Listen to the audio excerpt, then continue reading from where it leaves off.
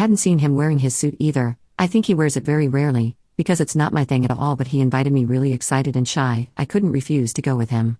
But when we got there it was like, oh, this is getting real when I saw him park the car and put on his suit. I didn't have a suit, so my face was totally visible when we got out of the car a few streets back and had to walk through the city center like that. I felt embarrassed, even if it's awful to say that. First we met his furry friends who were waiting in a park for him, and I found out that my boyfriend has a name that he uses when he's in character. They were nice, but no, it's not an everyday thing to see your boyfriend using a pet name, dressed as a fox and talking to other people who are also like that, although some didn't have a suit, just a tail or nothing. I felt embarrassed because people around obviously walked by and laughed or looked curiously. A few minutes later we finally went to the place of the event, and it wasn't that many people but a large group, most of them without a suit and just wearing tails or just a mask. I know it's wrong to say it, but a lot of those people smelled musty, long hair so greasy you could fry an egg on it, just weird people. Years ago I accompanied my sister to an otaku event and it was 95% the same kind of people, like weird in the wrong way. I've never been in that kind of environment as it's not to my taste.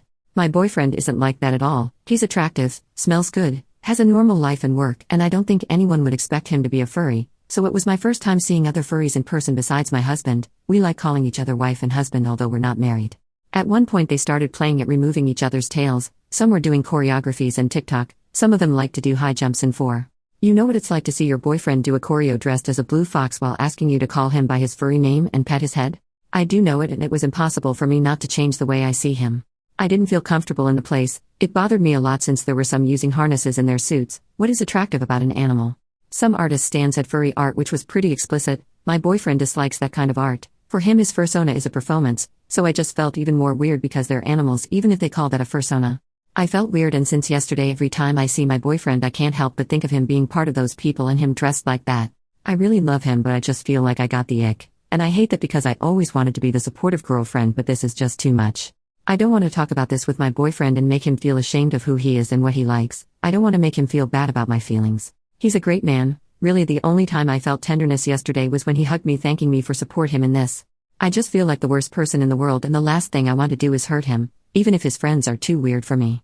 I just hope I can get over this icky feeling fast, but he just keeps showing me pictures of the event and telling me that he can't wait for the next one, and I just can't tell him that the last thing I want to do is go to one of those events again. Edit. I always supported him.